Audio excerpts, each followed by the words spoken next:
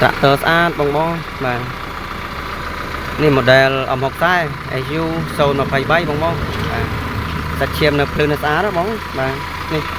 កាឡាកង់នៅពេញស្អាតកៅខ្ចងនៅភ្លឺសិនឆេះស្អាតបាទឆេះក្តកឆេះហាត់តែកែដេអត់តរុះរើទេបងបាទអត់កាត់ទេនៅស្អាតចំណែកមកប្រើ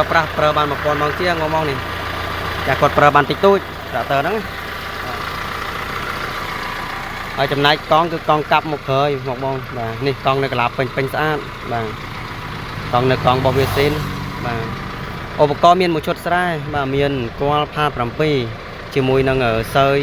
វាយដីបងប្អូនខ្លះហៅថាអង្គប់ចឹងណាបាទហើយតាគៀកស្វើតក្រោយឆ្វេងស្ដាំផើងអត់តន់ដោះទេបាទនៅសំណុំស៊ីនស្អាតអត់មានហើយធានាថាអត់មានជ្រាបមានសើមបាទនេះបងអាចមើលបានtractor ស្អាតណាបាទបងមកមើលអត់ចោលជើងទេស្អាតអត់ទាស់ទេ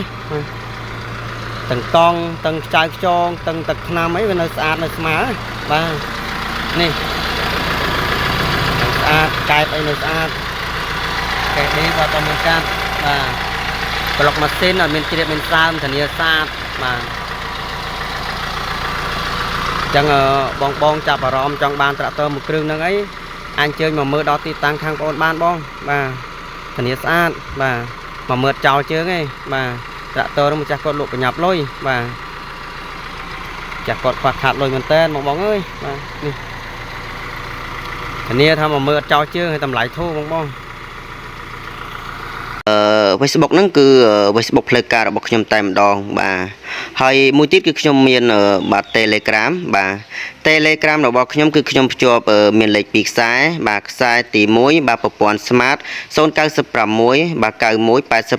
771បាទហើយខ្សែទី2គឺប្រព័ន្ធ Smartphone 097 21 69 589បាទ